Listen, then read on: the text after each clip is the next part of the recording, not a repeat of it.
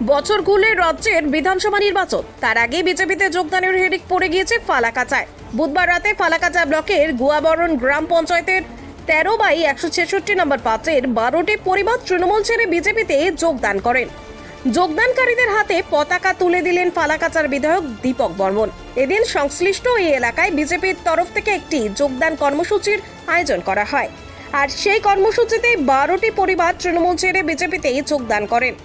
এদিনের এই যোগদান কর্মসূচিতে উপস্থিত ছিলেন বিজেপির ফালাকাচা 4 নম্বর মণ্ডল সভাপতির ফণীভূষণ রায়, ছিলেন বিজেপির ফালাকাচা 4 নম্বর মণ্ডলের সাধারণ সম্পাদক সুব্রত সাহা, গুয়াবরনগর অঞ্চলের প্রমুখ দুলাল রায় সহ অন্যান্য নেতৃত্ব। আগে 13/166 নম্বর বুথে যোগদান সভা অনুষ্ঠিত হলো। এতে 12টি পরিবার থেকে 62 জন ভোটার ভারতীয় জনতা পার্টিতে যোগদান করলেন। তারা তৃণমূলের অনুন্নয়ন, তৃণমূলের শোষণ, তৃণমূলের এই টাকা তোলা এবং সিন্ডিকেট রাজ, এতে বীতশ্রদ্ধ হয়ে ভারতীয় জনতা পার্টিতে যোগদান করলেন। তার মধ্যে আমাদের মাননীয় সর্বেশ্বর কার্জি মহাশয় আছেন।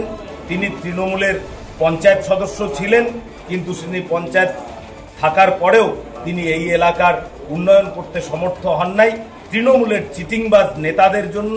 সে কারণেই তারা আজকে সবাই মিলে বিজেপিতে যোগদান। ব্যক্তিকে পঞ্চায়েতেও ছিলাম, কিন্তু এখন আমাদের অসুবিধা, রাস্তা নাই, ঘাট নাই, এই জন্য আজকে আমরা বিজেপিতে যোগ দিলাম। কোন দলের পঞ্চায়েত ছিলেন আপনি? টিএমসি। আচ্ছা, আপনার নাম? সর্বেশ্বর কার্জি।